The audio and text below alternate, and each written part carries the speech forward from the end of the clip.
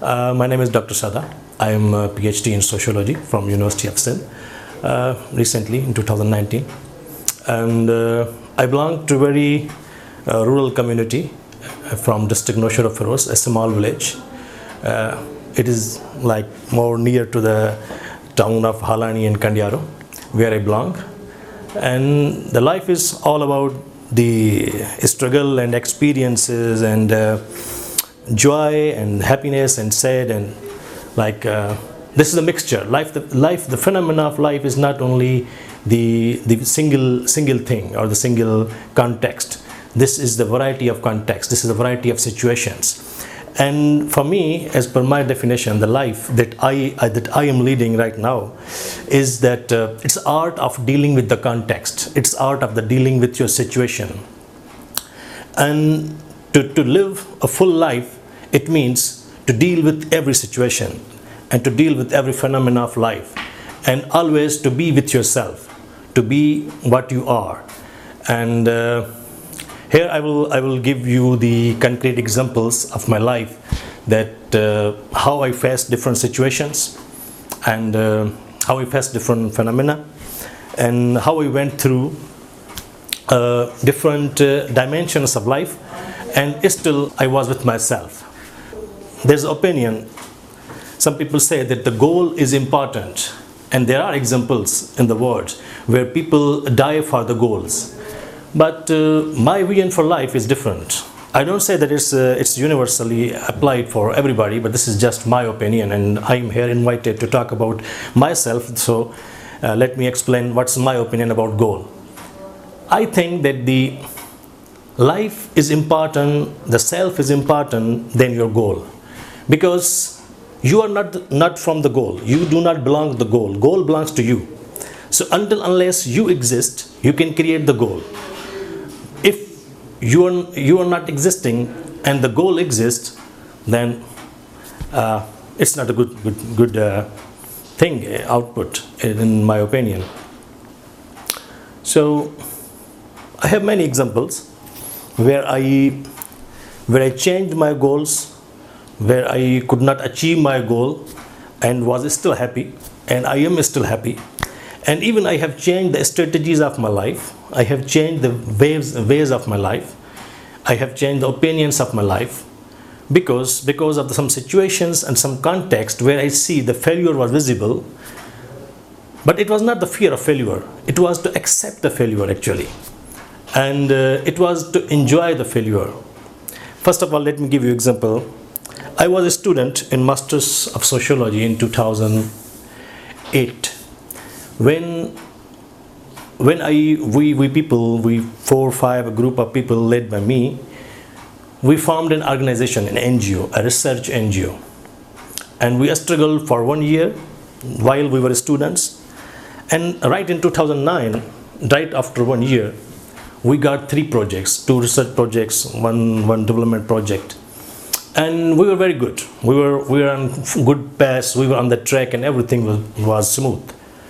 Suddenly, all the country observed flash floods 2010, the mega floods.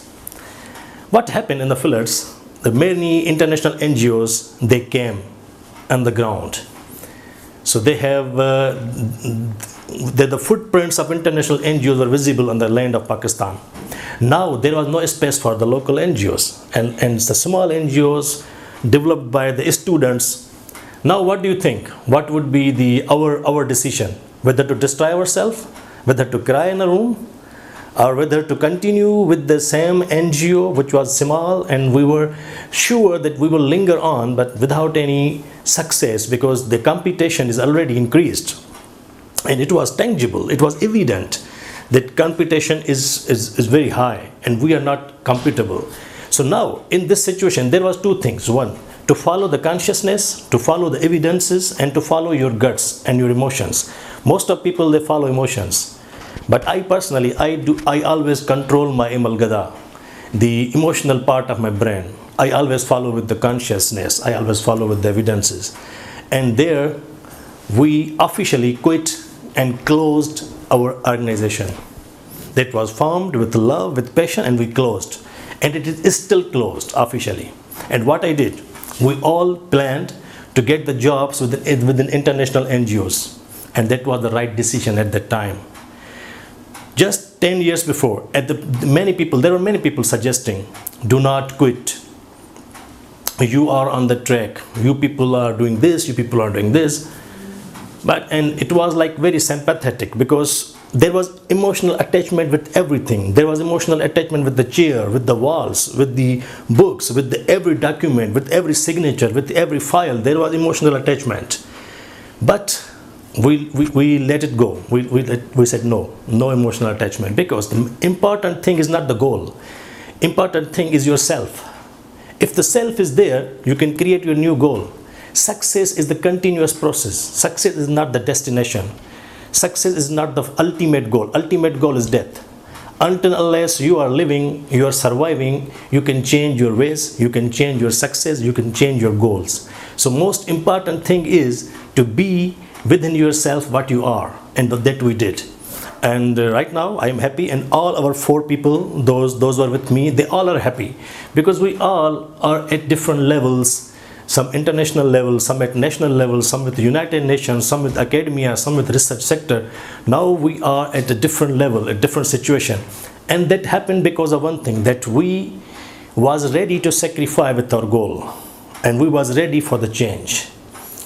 So the lesson is that, I don't know, maybe this generation is aware of this story or not, but we are very lucky to listen this story from our grandparents. The story is about the monster and power of that monster in parrot. There was a monster in a village. It was very powerful. Nobody was able to beat him. One day a wise old man said, okay, let's study the power of this monster. Where is the roots of power of this monster? Because this monster apparently is very powerful, and we cannot damage him. The wise man followed the monster into his cave, and what he saw, that there was a parrot, and all the power of monster was in the parrot, where he used to keep the power before sleeping. So now villagers said, it's very difficult to get the monster, but it's very easy to kidnap the parrot. Let's do that. They kidnapped the parrot and they killed the parrot, and monster was dead. This is what we do. Our goals are our parrots. So when the goals are killed, we are killed. But in personal my life, I do not have any goal, the parrot of monster. I do not make my goals as the parrot of monster. No. Goals are goals. If they are achieved, achieved. If they are not achieved, not achieved. If you attach yourself completely with the goal, and goal is not achieved, you can damage yourself. So it's better to always have emotional intelligence, have an intelligence of your emotions. And this is not the intuition. This is not the born. I studied this emotional intelligence when I was in university. There's a good book, a 300 pages book on emotional intelligence, that how you express your feelings and how you control your emotions. And the simple tip that I would like to give you, the tip of life, that will be beneficial to you if you are in any field of life. If you are a decision maker, if you are a doctor, engineer, if you are like a pilot, anything you are doing in your life, you need one common tip. The one common tip that I learned from emotional intelligence book, that is, pause for 15 seconds before decision. Always pause your first thought, because usually our first thought comes from emotional current and emotional flow in our body, and that is not fully calculated. So it is better to delay later rather to regret later on.